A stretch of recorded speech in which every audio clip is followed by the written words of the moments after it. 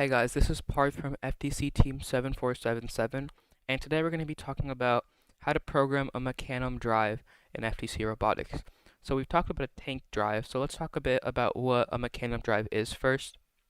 So a Mecanum drivetrain utilizes four special wheels called Mecanum wheels with 45, it's comprised of rollers at 45-degree angles, and there's rollers facing right on two wheels and rollers facing left on the other two wheels, and they are arranged in such a way that when you apply power to each of those wheels, the force vectors created by that power application and the rollers on the wheel allow the robot to actually strafe left and right, as well as go forward and back and turn. So the Mecanum drivetrain can actually move in any direction you want it to. So I think I have a really good reference image here of the Mecanum wheel and how it works.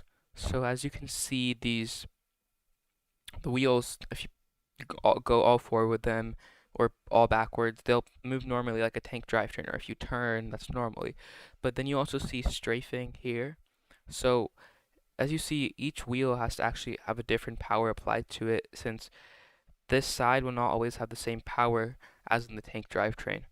You can also go diagonally because of the way that the vectors move. That means these rollers will propel it diagonally if you don't apply power to these two wheels, or the other direction if these two wheels get cut power from, and vice versa if they move the opposite direction. And as you can see the rollers right here. You want to make sure that they're arranged in an X shape on the top of your robot. So when you're looking a bird's eye view of your robot, the rollers should make an X shape. So 1, 2, that's like an X shape right there. Okay, so let's get into a code of it. Now since this is a Mecanum drive, there's three different variables we're going to look at, which is the drive variable, the turn variable, and the strafe variable. And in strafing is just left to right. In tank, we only have to worry about two of those. And remember, just strafing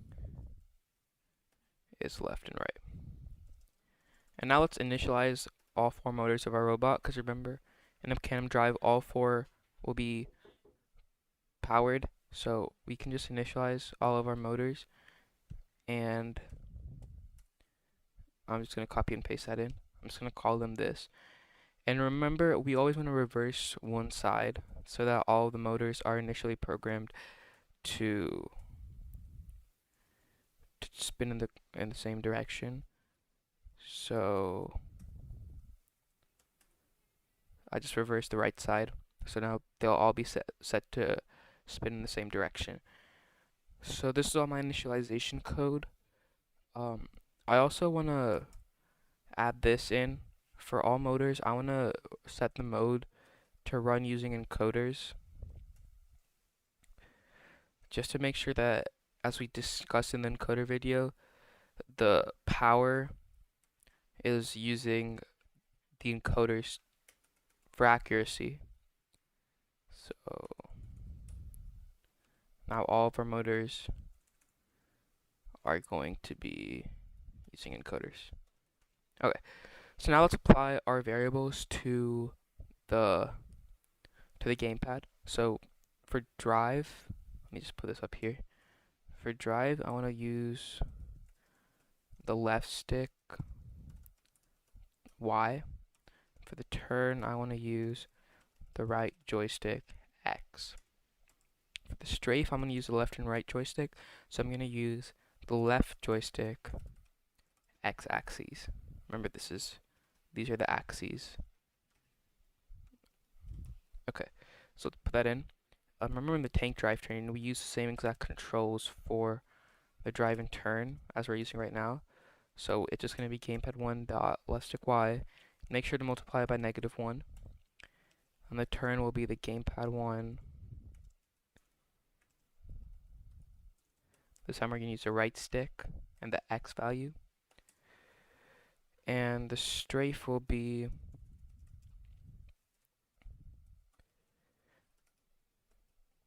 the left stick X.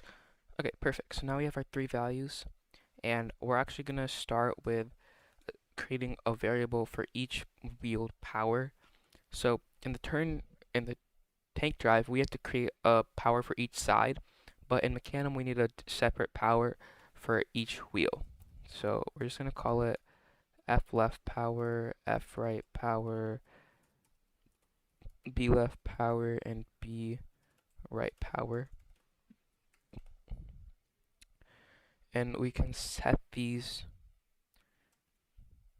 equal to the powers necessary. Let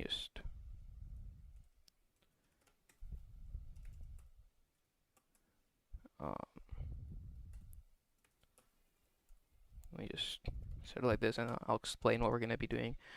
So I'm going to start with the drive and turn variables, and remember the drive and turn variables, when looking at this diagram, I'll pull it up again.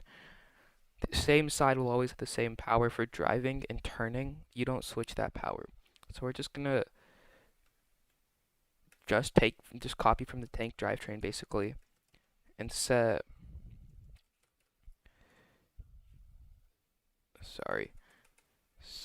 the drive plus turn to the according values. Again, this will act as a tank drivetrain, as we haven't added the strafe values yet, but it will drive with the left stick and it will turn with the right stick. Remember to add the turn to one side, subtract it from the other side. So I added it to the left side and I subtracted it from the right side.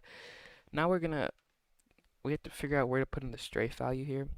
And the best way to figure out where to put that is to actually just look at this image. And let's just say to strafe right, what do I need to do? Because I want my right stick to make me strafe right. So positive strafe should strafe right. My front left wheel needs to go forward. So for this one, I should add the strafe value. So for the front left wheel, I should be adding the strafe value. Here, I want my back left wheel to go backwards. So in the back left, I'm actually going to be subtracting the strafe value. And same with the front right wheel. As you can see here, I want this to be going backwards. So I'm going to subtract the strafe. And the back right needs to have a positive power as well.